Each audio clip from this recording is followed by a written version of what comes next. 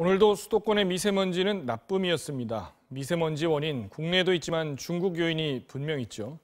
그런데 중국의 실태를 우리는 얼마나 알고 있을까요? 위험 요인에 대처하려면 현장에서 답을 찾아야겠죠. 중국 현지 취재 결과를 사흘에 걸쳐서 보여드리겠습니다. 오늘은 중국이 쓰레기를 땅에 묻지 않고 태우는 쪽으로 방향을 바꿨다는 점에 주목합니다. 쓰레기 소각장이 점점 늘고 있는데 죄다 우리 서해 쪽이라서 한반도에 미치는 영향을 주시할 수밖에 없습니다. 윤정혜 기자가 현지 취재했습니다. 중국 상하이시의 한 주택가를 찾았습니다. 주민 루추나 씨는 식사 준비나 청소를 하며 발생하는 모든 쓰레기를 봉투 하나에 모읍니다. 플라스틱과 종이 상자, 귤 껍질까지 한꺼번에 담겨 있습니다. 大多数应该说现在还没，我们这里还没执行，应该说是宣传是宣传了，但是还没有很多的人在实施。 분리수거는 없고 물기가 있는 것과 없는 것만 나누도록 돼 있습니다. 종량제 봉투는 사용하지 않기 때문에 아무데나 담아서 버립니다.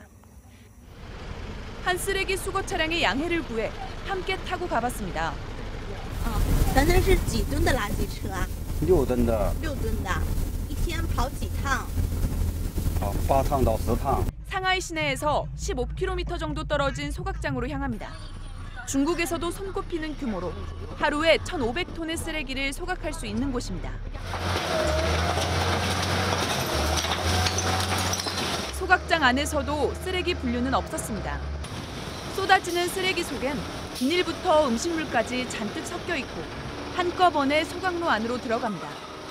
지난해 중국에서는 모두 2억 톤이 넘는 도심 쓰레기가 발생했습니다. 대도시 주변 매립할 땅은 거의 포화 상태. 상하이의 매립지도 이미 쓰레기들이 거대한 검은 산을 이루고 있을 정도입니다. 매년 급증하는 쓰레기를 묻을 땅이 부족해지자 중국 정부는 소각을 선택했습니다. 이 상하이는 오는 2020년까지 모든 쓰레기를 소각하거나 재활용해서 처리하겠다고 발표했습니다. 중국에서 가장 큰 쓰레기 매립지인 이곳 라오강 매립지에도 더 이상 묻을 곳이 없다고 판단했기 때문입니다. 문제는 이런 소각장이 배출하는 오염물질입니다. 상하이의 장차오 소각장은 정문 앞에 전광판을 설치하고 실시간 배출량을 공개하고 있습니다. 그런데 미세먼지를 유발하는 질소산화물의 양이 150이 넘습니다. 질소산화물의 경우 국내 소각시설 기준에서 한 4배 정도 높은 걸로 보입니다. 기준치가 4배가 높아요? 예. 그럼 실제 이 배출량은 어떤가요? 지금 100이 넘는데요. 실제 배출량도 한 서울시 기준으로 한 10배 정도, 8배에서 한 10배 정도 높은 걸로 보입니다. 애초에 기준 자체가 우리나라보다 4배 가까이 높은 데다 배출량도 월등히 많은 겁니다. 상하이의 또 다른 소각장은 아예 배출 수치를 공개하고 있지 않았습니다.